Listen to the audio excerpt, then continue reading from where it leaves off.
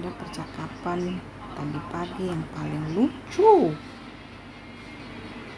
Saya bisa membayangkan kalau nanti Farel Ejas besar, baru dia gabung dan dia pun abang 2 orang. Saya tahu nanti dong bahas apa.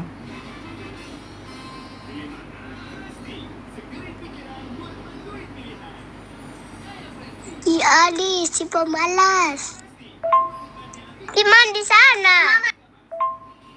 Ade tuh tadi malam begadang, tadi Ade bangun lat. Tadi Ade cuma di pagi baru tidur. Abang Fatan cuma di pagi kah belum? Pasti belum. Oh, cuma di pagi kirain. Karena pada botak Mimi.